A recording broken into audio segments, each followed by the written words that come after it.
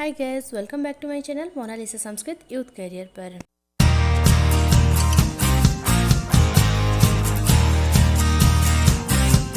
तो फ्रेंड्स, आज का जो हमारा टॉपिक है वो चाणक्य नीति का सप्तम अध्याय। इसमें जो पहला श्लोक कहा, अर्थनाशम मनस्तापम गृहे दुश्चरितानि च वंचनम च अपमानम च मतिमान न प्रकाशयेत, यानी एक बुद्धिमान व्यक्ति को अपने धन नष्ट होने के बाद मानसिक दुख, घर की दोषों को किसी व्यक्ति द्वारा ठगे जाना और अपना अपमान होने की बात किसी को प्रकट न करना चाहिए। धनधान्य प्रयोगेषु विद्यायाः संग्रहेषु च आहारे व्यवहारे च त्यक्तलज्जः सुखी भवेत्, यानी जो व्यक्ति धन धान्य प्रयोग करते वक्त विद्या सिखाने में, भोजन के समय और व्यवहार में लज्जाहीन अर्थात संकोच नहीं करता है, वो सुखी होता है। संतोषा अमृत तृप्तानां यत् सुखम शांतश्चेतसाम न च तद्धन लुब्धानाम इतश्चेतश्च धावताम, यानी जो व्यक्ति संतोष रूपी अमृत से तृप्त है, मन से शांत है, उसे जो सुख प्राप्त होता है वह सुख धन के लिए इधर उधर दौड़ धूप करने वाले को नहीं मिलता। संतोषो स्त्रीषु कर्तव्यः स्वदारे भोजने धने त्रिषु चैव न कर्तव्य अध्ययने तपदानयुः, यानी अपने पत्नी, भोजन और धन, इन तीनों के प्रति मनुष्य को संतोष रखना चाहिए, परंतु विद्याध्ययन, तप और दान के प्रति कभी संतोष नहीं करना चाहिए। आगे कहा, विप्रयोर विप्रहन्यश्च दंपत्योः स्वामी भृत्ययोः अंतरेण न गंतव्यम हलस्य वृषभस्य च, यानी दो ब्राह्मणों के बीच से, ब्राह्मण और अग्नि के बीच से, पति पत्नी के बीच से, सेवक और नौकर के बीच से तथा हल बैल के बीच से कभी नहीं निकलना चाहिए। पादाभ्याम न स्पृशेद अग्निम गुरुम ब्राह्मणम एव च नैव गम न कुमारी च न बुद्धम न शिशुम तथा, यानी अग्नि, गुरु, ब्राह्मण, गाय, कुमारी कन्या, बूढ़ा आदमी और छोटे बच्चे, इन सबको पैर से कभी नहीं छूना चाहिए।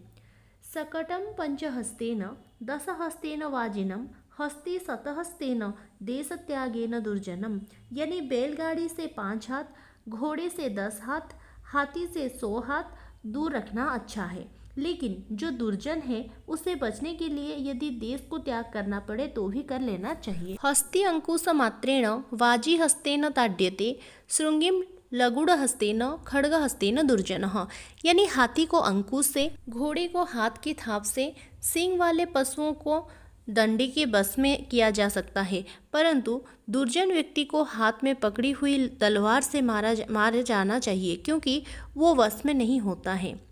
आगे कहा, तुष्यन्ति भोजने विप्रा मयूरा धनगर्जिते साधवः परसंपत्तौ खलः परविपत्तिषु, यानी ब्राह्मण भोजन से, मोर बादलों के गर्जन पर, सज्जन दूसरे को संपन्न और सुखी देखकर संतुष्ट होता है, परंतु जो दुष्ट व्यक्ति यानी जो दुर्जन है वो दूसरों के विपत्ति में पड़ा देखकर बहुत प्रसन्न होता है। अनुलोमेन वलिनम प्रतिलोमेन दुर्जनम आत्मतुल्य वलम शत्रुम विनयेन बलेन वा, यानी एक शक्ति वाला व्यक्ति से उसकी बात मानकर समझौता करें, एक दुष्ट का प्रतिकार करें और जिनकी शक्ति आपकी शक्ति के बराबर है उनसे समझौता विनम्रता से यानी कठोरता से करें। बाहुवीर्यम बलम राज्ञो ब्राह्मणो ब्रह्मविद बलि रूप यौवन माधुर्यम स्त्रीणाम बलमुत्तमम, यानी एक राजा को शक्ति उसकी शक्तिशाली भुजाओं में है,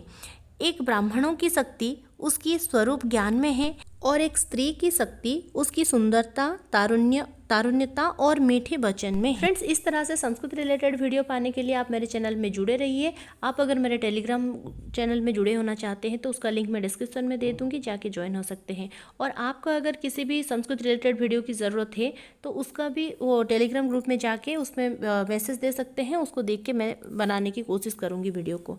तो चलिए फ्रेंड्स, अगला श्लोक है, नात्यंतम सरलैर्भाव्यम गत्वा पश्य वनस्थलीं छिद्यन्ते सरलास्तत्र कुब्जास्तिष्ठन्ति पादपाः, यानी अपने व्यवहार में ज़्यादा सीधा ना रहें, क्योंकि वन में भी पाए गए हैं कि जो पेड़ सीधे हैं उन्हें काट लिया जाता है और जो पेड़ थोड़े तिरछे हैं वो आज भी खड़े हैं। यत्रोदकम तत्र वसन्ति हंसाः तथैव शुष्कं परिवर्जयन्ति न हंसस्तुल्येन नरेण भाव्यम पुनस्त्यज्यन्ते पुनराश्रयन्ते।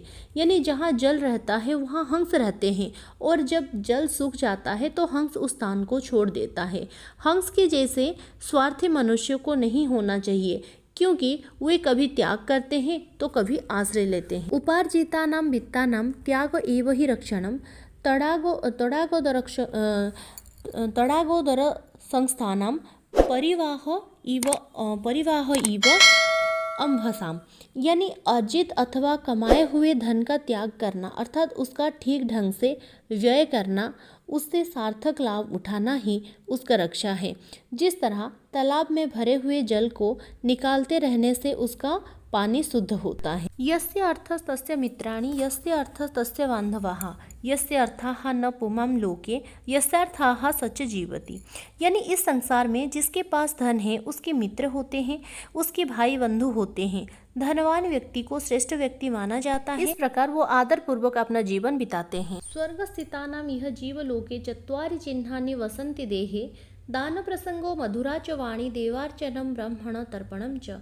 यानी स्वर्ग में निवास करने वाले देवताओं और धरती पर निवास करने वाले लोगों में कुछ सामान्य गुण हैं, जैसे परोपकार, मीठे वचन, भगवान की आराधना और ब्राह्मणों की जरूरत की पूर्ति। अत्यंत कोपोह कटुका च वाणी दरिद्रता च स्वजनेषु वैरम नीच प्रसंगः कुलहीन सेवा चिन्हानि देहे नरक स्थितानाम।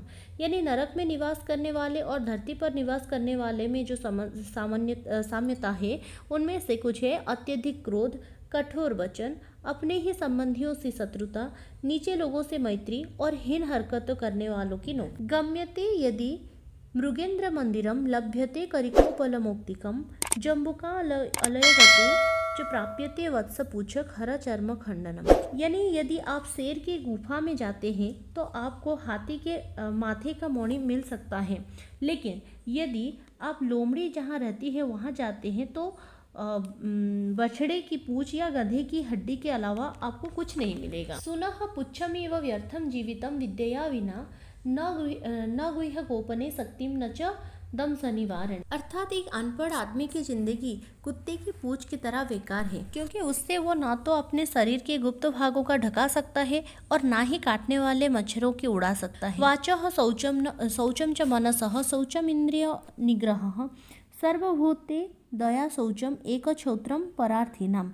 यानी वाणी की पवित्रता, मन की शुद्धि, इंद्रियों का संयम, दया, धन की पवित्रता मोक्ष प्राप्त करने वालों के लक्षण होते हैं। पुष्पे गंधम तिले तैलम काष्ठेग्निम पयसी घृतम ईखो गुड़म तथा देहे पश्यात्मानम विवेकतः।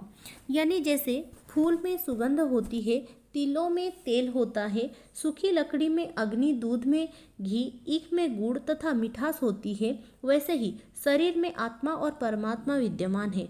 बुद्धिमान मनुष्य को विवेक का सहारा लेकर आत्मा और परमात्मा को जानने का प्रयत्न करना चाहिए। तो फ्रेंड्स, ये था हमारे आज के वीडियो। आई होप कि वीडियो आपको अच्छा लगा हो। वीडियो कैसा लगा कमेंट बॉक्स में लिख के जरूर बताना। अच्छा लगा हो तो एक छोटा सा लाइक और शेयर करना ना भूले, और अभी तक अगर आपने मेरे चैनल को सब्सक्राइब नहीं किया तो जल्दी से जाकर सब्सक्राइब कर लीजिए और साथ बेल आइकन को प्रेस कर लीजिए, ताकि मेरे बनाए हुए वीडियो सबसे पहले नोटिफिकेशन आप ही के पास आ जाएगा। तो चलिए फ्रेंड्स, नेक्स्ट वीडियो में फिर मिलते हैं। जय तो संस्कृतम, जय तो भारतम। धन्यवाद।